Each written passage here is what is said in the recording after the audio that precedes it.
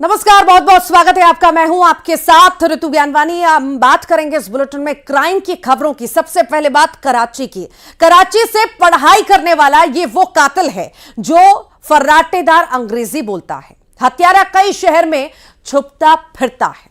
कैसे खुला कातिल किराएदार का राज, देखिए चौंकाने वाला खुलासा।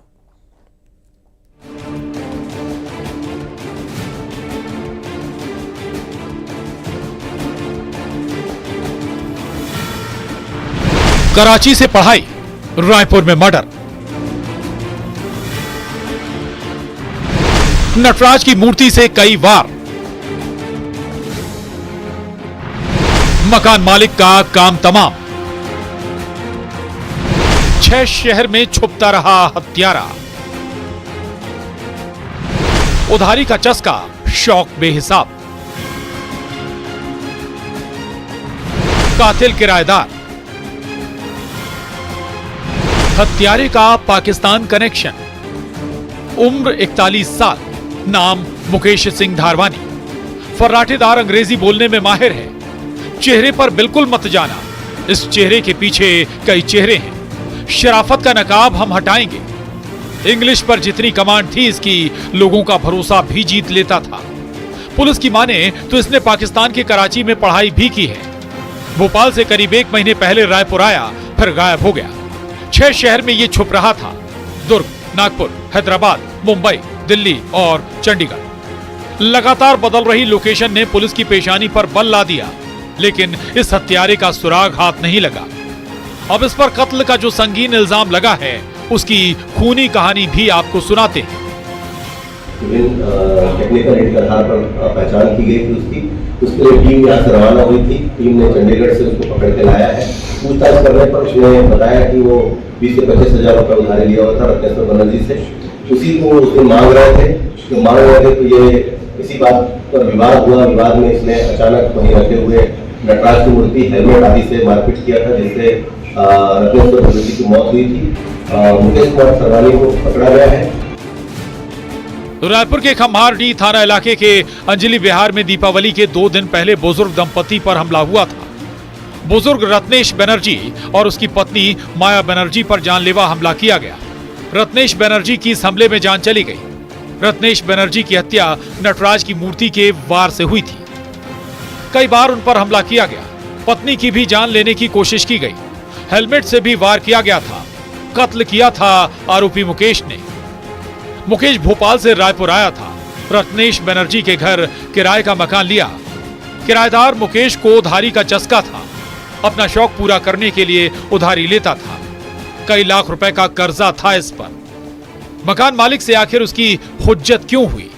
क्यों मकान मालिक की उसने हत्या की? तो यहां भी कहानी उधारी की थी।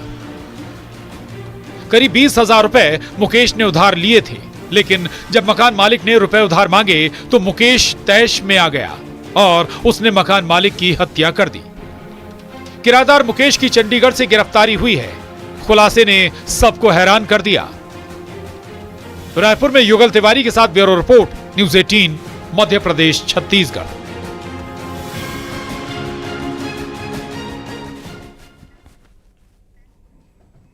जंगल में पेड़ पर लटकी ठेकेदार की लाश मिली और इस मर्डर को हत्यारों ने सुसाइड की शक्ल देने की कोशिश की थी, लेकिन जिस गमछे से कत्ल किया गया उसी गमछे ने खोला किलर महबूबा का राज। देखिए खुलासा।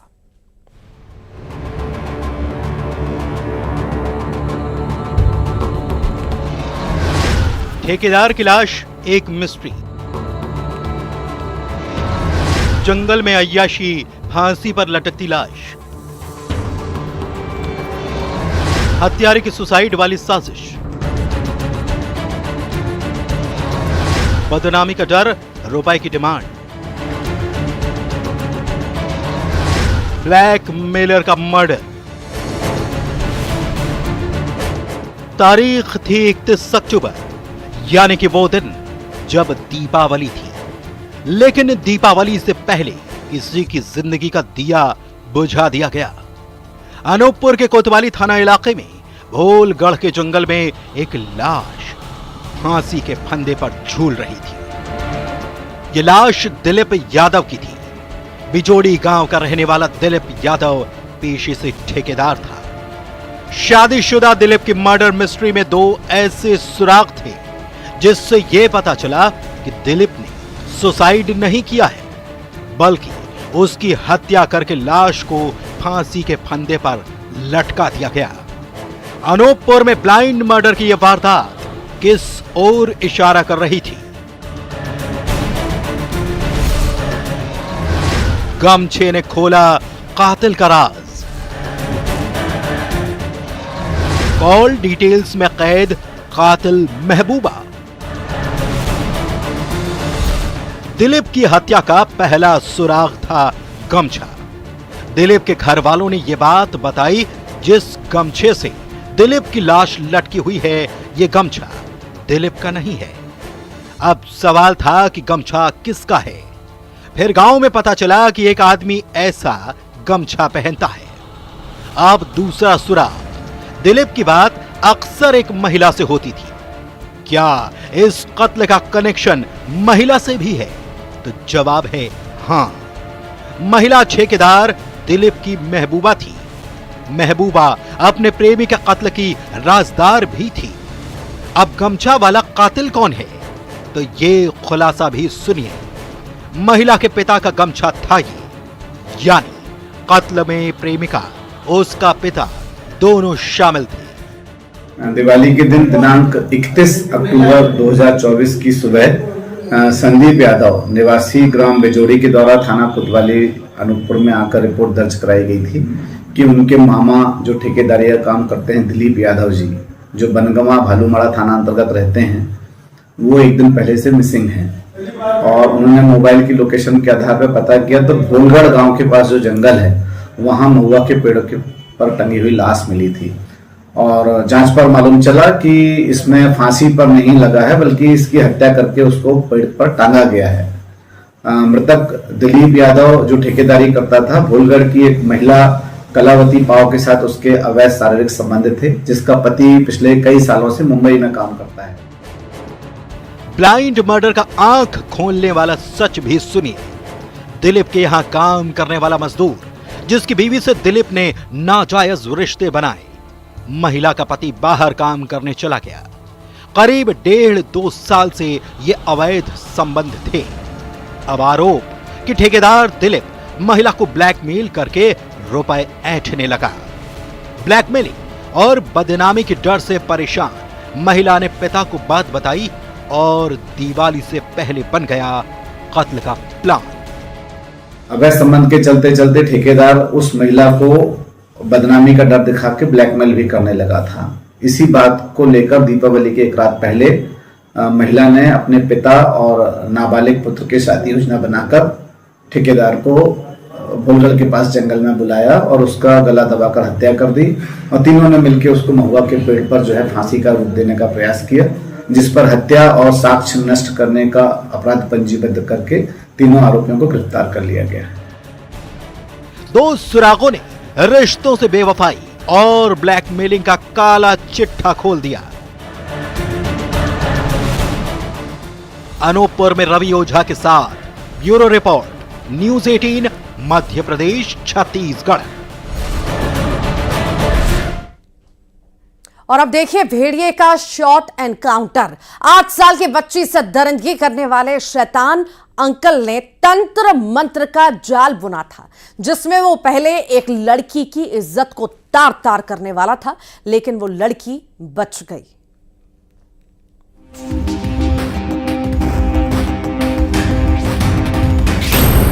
दरिंदे की आंखें ढूंढे शिकार। 5 दिन पहले शैतान ने किया गुनाह।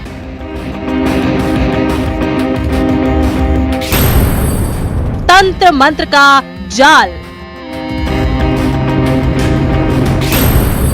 जिस्म से खिलवाड़ वाली चाल।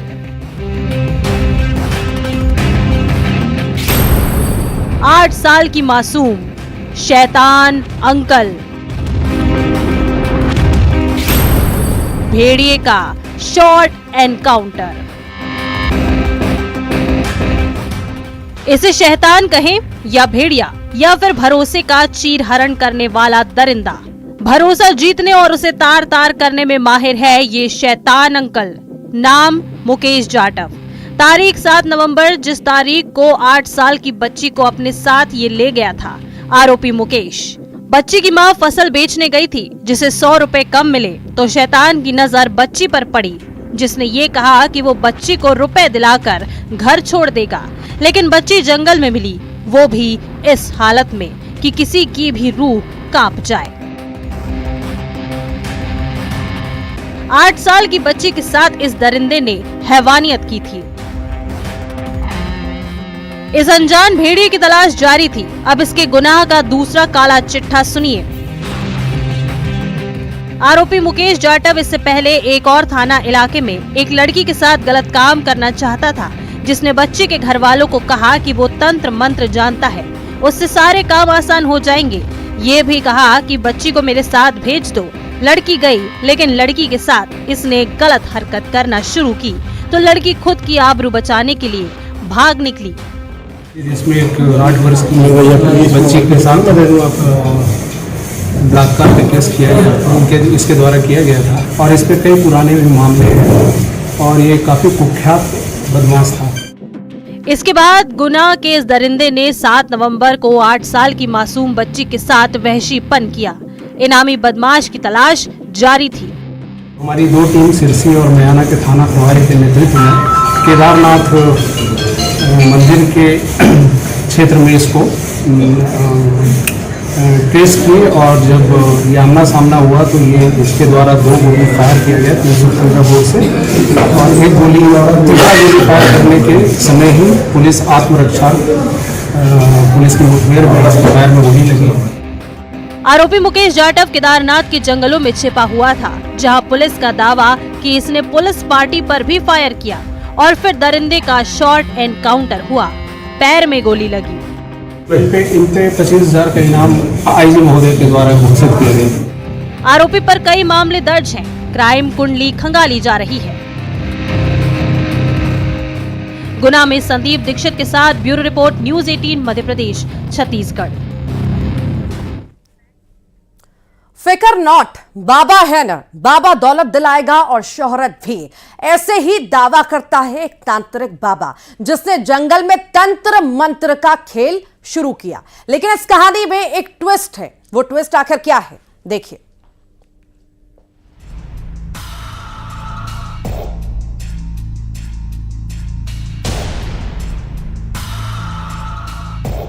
सात नींबू 3 नारियल, खजाना एक खोज। पाखंडी बाबा का जाल कर न दे कंगाल। दौलत की होगी बरसात, वहम की बिसात। बाबा चमत्कारी, धरी रह गई होशियारी। सब बोले बुरे फंसे रे बाबा। तंत्र मंत्र का खेल, गेम फेल। बाबाओं की वो जमात जिसमें बाबा कभी धुनी रमाता है तो कभी कहता है आलतू जलालतू, आई बला को टालतू। लेकिन ऐसे ही बाबा खुद बला बन जाते हैं। तंत्र मंत्र के नाम पर कभी लोगों को ठगते हैं तो कभी अंधविश्वास के खेल में विश्वास से ही खेल जाते हैं। जिनका शिकार वो लोग अक्सर होते हैं जो दौलतमंद बनना चाहते हैं या फिर आंख मूंद कर ऐसे बाबाओं पर यकीन करते हैं।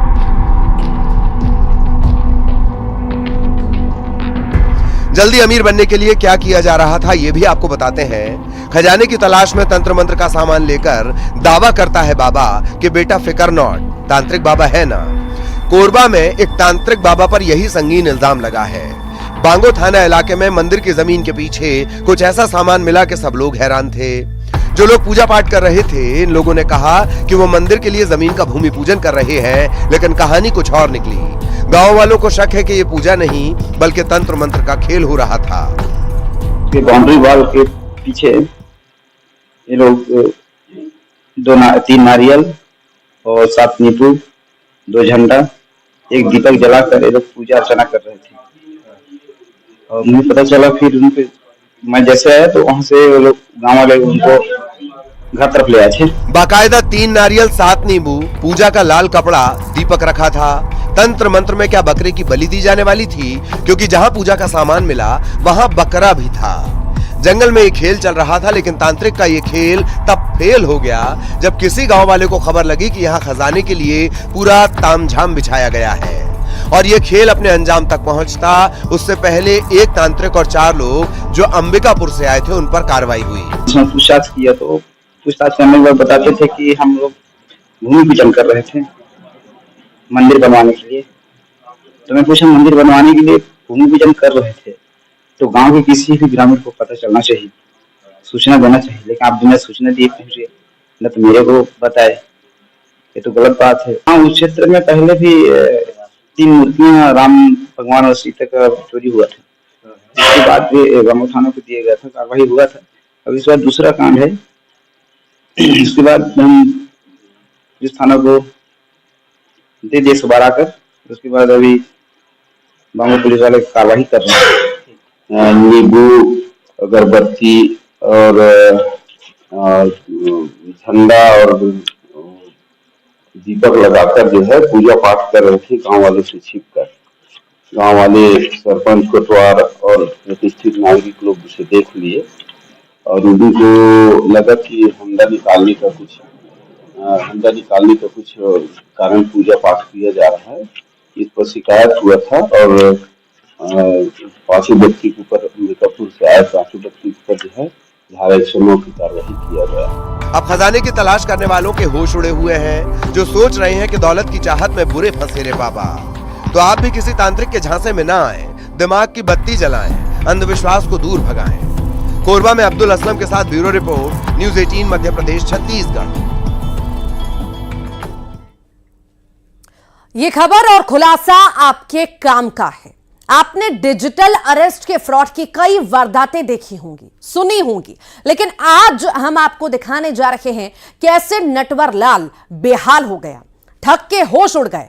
यकीन मानिए, ऐसा करेंगे तो चूना नहीं लगेगा।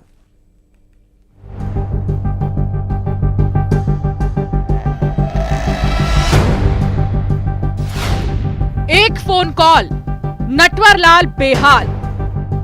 हेलो, भागा भागा, ठग भागा। हेलो, शिकारी छूमंतर live, gang rape raid live. Hello, कमरे में बंधक बनाने वाला गायब। हेलो, डरना नहीं, होशियार रहना। इस परिवार को उनके ही घर में नजरबंद कर दिया गया। घर के कोने कोने में जासूस तैनात थे, जो पैनी निगाह रखे थे कि जरा सी भी गलती की तो समझिए अंजाम बुरा होगा। अक्सर डिजिटल अरेस्ट की ऐसी कहानियां आपने सुनी होंगी, लेकिन जरा सी होशियारी कैसे ठगों पर भारी पड़ सकती है, लाइव देखिए। भोपाल में कारोबारी को डिजिटल अरेस्ट किया गया, उसी वक्त लाइव रेड पड़ी। ये दबिश असली पुलिस वालों की थी। फरियादी ने नकली पुलिस वालों को कहा, लीजिए साइबर टीम के अधिकारियों से बात करिए। उसके बाद जो ऑनलाइन ठग नजर आ रहे थे वो छू मंतर हो गए, जिनकी आवाज फरियादी को डरा रही थी। उस नटवर लाल गैंग की बोलती ही बंद हो गई। Hello, hello, hello. करीब 1:30 बजे मेरे को फ़ोन आया, टेलीकॉम रेगुलेटरी अथॉरिटी से बोल रहे हैं कि आपका आधार कार्ड यूज़ करके किसी ने एक फ्रॉड आपका सिम लिया है। फिर इतने वो बदमाश, उन्होंने मेरे को डायरेक्ट कर दिया कि जी मुंबई साइबर पुलिस में आप कंप्लेंट करिए।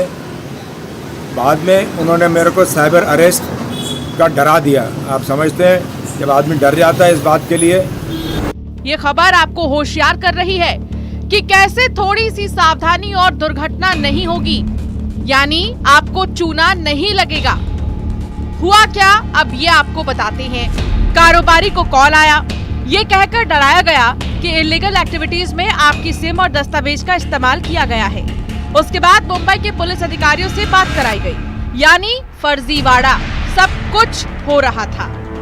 डर का माहौल बन गया था, लेकिन रुपए ट्रांसफर होने से पहले फरियादी ने समझदारी दिखाई, सीधे डिजिटल अरेस्ट की खबर राज्य साइबर सेल को दी।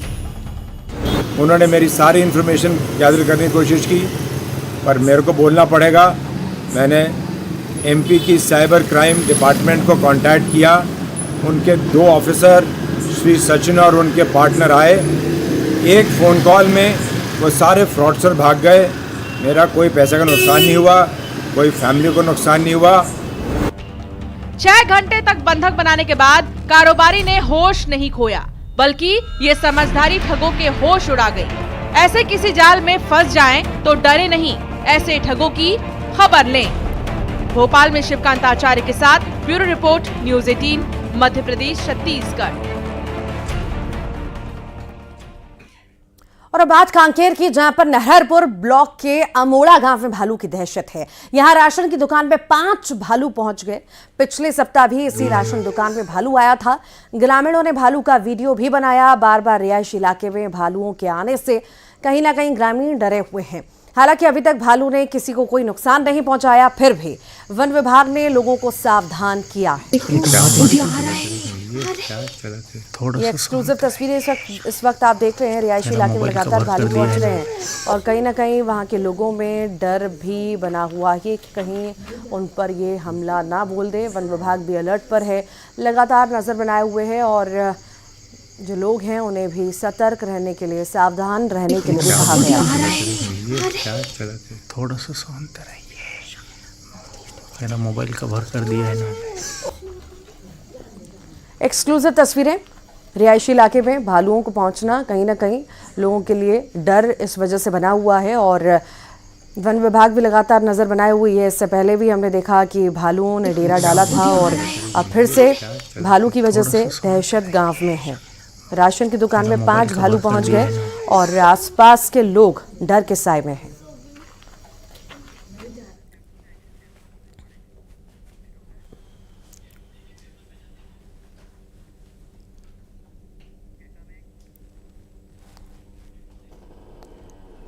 थोड़ा सा शांत रहिए, मेरा मोबाइल कवर कर दिया। और आइए अब